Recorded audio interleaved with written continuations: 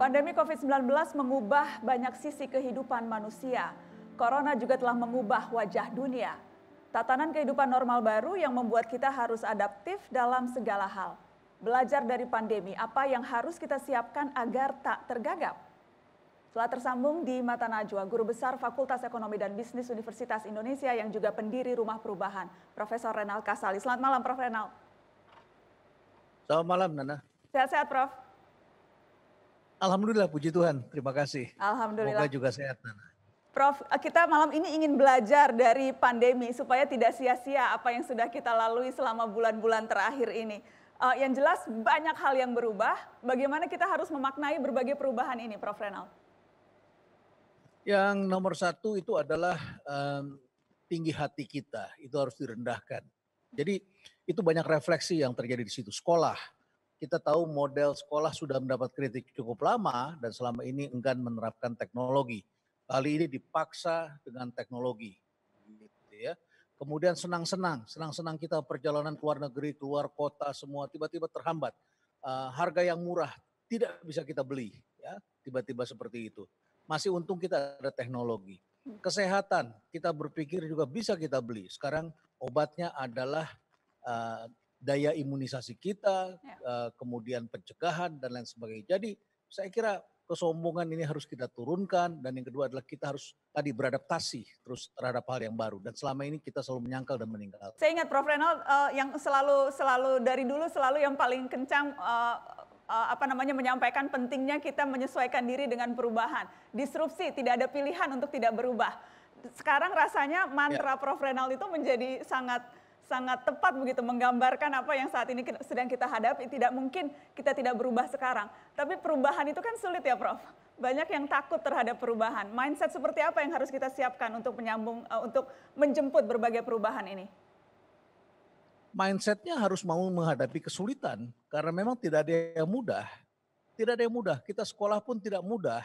Bahwa kita akhirnya memperoleh gelar sampai lulus SMA, sampai lulus sarjana, sampai lulus yang lebih tinggi lagi itu semua itu adalah karena berani dan mau susah.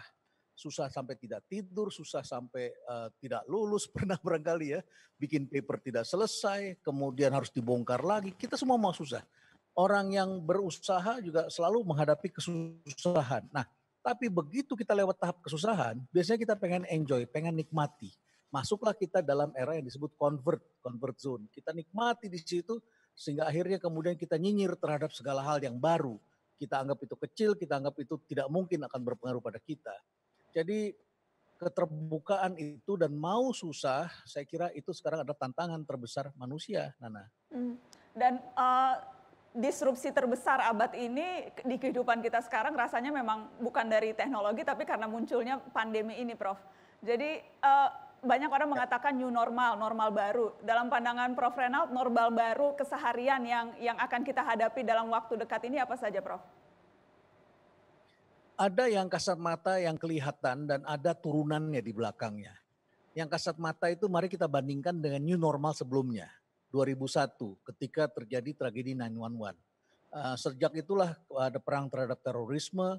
Kita masuk ke hotel yang tadinya tidak diperiksa, sekarang ada anjing pelacak di depan, bagasi dibuka, mobil dibuka, kita semua di-scan, keluar negeri kita sepatu kita juga dibuka, ikat pinggang harus kita lepas, pemeriksaan tadinya 2 jam jadi 3 jam. Ya, banyak sekali hambatan-hambatan, terus visa juga susah. Nah, itu tragedi 9/11. New normalnya seperti itu, ya. Sehingga semua bangunan perkantoran selalu ada ada scannernya begitu ya.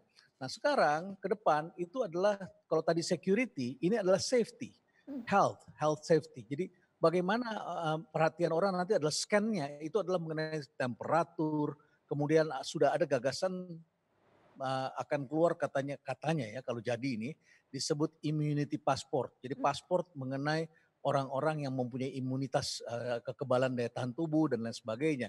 Mungkin harganya akan berbeda, mungkin perlakuannya akan berbeda terhadap mereka yang memiliki kekebalan itu. Nah ini adalah yang kelihatan, yang kasat mata. Yang tidak kasat mata adalah social and physical distance. Bagaimana kita mengambil jarak. Kantor itu tadinya ruangannya itu cubicle, orang sebelah-sebelahan begitu ya. Sekarang harus 3 meter, kalau harus jadi 3-4 meter per orang, artinya barangkali hanya sepertiganya dari orang yang ada yang bisa berkantor, yang 2/3 harus berkantor di rumah kalau protokol internasionalnya keluar. Akan ada cara baru dan kemungkinan besar nanti akan ada local tourism yang menjadi lebih lebih penting begitu ya. Karena tempat-tempat baru kemungkinan akan dibuka justru di dalam negeri karena pergi ke luar negeri hambatannya banyak sekali, Hmm, diskriminasinya akan banyak sekali begitu. hmm, Jadi terutama pada negara-negara yang dianggap kurang memperhatikan masalah seperti ini. hmm. Nah, bagi negara-negara yang ketat itu akan lebih dilonggarkan begitu barangkali ya. Jadi di belakang ini ada banyak sekali hal, termasuk industri kesehatan akan berubah sama sekali profilnya. Hmm. Dan seharusnya normal baru ini juga memungkinkan lebih banyak opportunity yang bisa kita ambil kalau saja kita bisa menemukan celah yang belum belum banyak dilihat orang, begitu Prof? Iya, dan bukan hanya melihat celah, tetapi siapapun yang mempersiapkan diri. Karena ke depan itu semuanya, ini kan semuanya adalah teknologi Nana, teknologi ya. Eh, teh- Sekarang diperlukan juga kecerdasan menggunakan teknologi. Hmm, Jadi bukan hanya pengetahuan, tapi kecerdasan menggunakan teknologi. Nah, kalau kita mempersiapkan diri dan kita punya staff kita semua sudah aktif menggunakan itu, ini akan lebih cepat menangkap opportunity. Jadi kalau opportunity lewat sekelebat depan mata kita, yang bisa tangkap itu yang sudah berlatih. hmm, Dia langsung tangkap di situ. hmm. Apa Kayak bedanya sekarang Prof? Boleh nih tadi menggunakan, kecerdasan dan berpengetahuan? ya kita dulu kan beranggapan orang kalau sudah berpengetahuan pasti cerdas lah dia. Ya, ternyata sekarang berbeda. Cerdas itu diperoleh karena ditempa dalam kehidupan. Hmm, Kalau pengetahuan itu adalah karena kita sekolah, karena kita baca, karena kita punya guru. Kecerdasan ini tentu tidak bisa didapat seketika. Jadi ternyata bisa dilatih, bisa diasah oleh sekolah. Sekolah-sekolah baru yang dilatih dengan cara-cara tertentu sekarang sudah menggunakan itu, membangun kecerdasan-kecerdasan baru. Nah, hmm, ada beberapa kecerdasan baru sekarang yang dituntut. Yang pertama itu adalah kecerdasan technological. Ya, bagaimana kita tidak bosan-bosannya update terus terhadap teknologi. Yang kedua itu adalah kecerdasan kontekstual. Bagaimana kita cepat membaca konteks gitu ya. Banyak orang yang tidak bisa membaca konteks. Yang ketiga adalah sosial dan emosional. Karena anak-anak sekarang banyak sekali berada di depan gadget tapi tidak bisa mengendalikan emosi dan hubungannya dengan orang lain. Kita itu sekarang polisinya bisa menahan diri tapi masyarakat yang diberitahu tidak bisa menahan diri, marahnya minta ampun sehingga akibatnya reputasi mereka terganggu dan sebagainya. Terutama sekarang setelah ada tatanan normal baru seperti yang tadi Prof. Renald katakan. Prof, ya akan ada yang baru, aturannya akan baru, publik atau warga negara diharapkan mengikuti aturan baru, tapi bagaimana kita memastikan bahwa negara yang mengeluarkan aturan juga bisa melakukan tugasnya dengan maksimal, Prof? Ya, jadi misalnya ketika tidak ada APD, kita semua menangis kan, tidak ada APD begitu ya. Nah, tapi begitu itu datang, kemudian ternyata UMKM merespon dengan cepat bisa, tapi birokrasinya lamban sekali bekerja. Jadi bagaimana sekarang kita membuat regulasi yang percaya dan bisa dengan cepat mengambil keputusan yang mana bisa dilonggarkan. Nah, aturan-aturan seperti social distancing, physical distancing, kesehatan dan sebagainya, ini harus direspon dengan cepat oleh aparat-aparat birokrasi kita. Mhm. Karena kalau tidak justru malah bukan normal baru, tapi malah kita kembali ke sebelum yang awal dan itu yang akan justru malah kemunduran. Prof. Renat, boleh saya minta tips untuk anak-anak muda yang lagi mempersiapkan diri memasuki kehidupan normal baru? 1, 2 tips keseharian yang bisa mereka pegang, Prof? Yang pertama jelas kita harus mau susah. Jadi kalau ada yang mengatakan itu kan susah, Anda harus mengatakan ya itu susah tapi bisa. Jangan dibalik, jangan mereka kemudian Anda ikuti mereka bilang bisa tapi susah, dibalik saja menjadi susah tapi bisa. Itu yang Susah pertama. tapi bisa. Yang kedua, kita jangan kaku. Hmm. Jangan sekali-sekali kaku. Ya.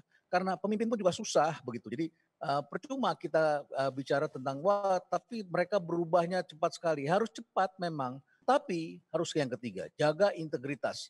Harus punya moral intelligence. Kecerdasan bekerja dengan nilai-nilai. Karena siapapun yang naik ke atas itu bukan karena kepintarannya, tetapi adalah karena kepercayaan yang diperoleh. Jadi jaga kepercayaan karena Anda adalah orang-orang yang menjaga integritas.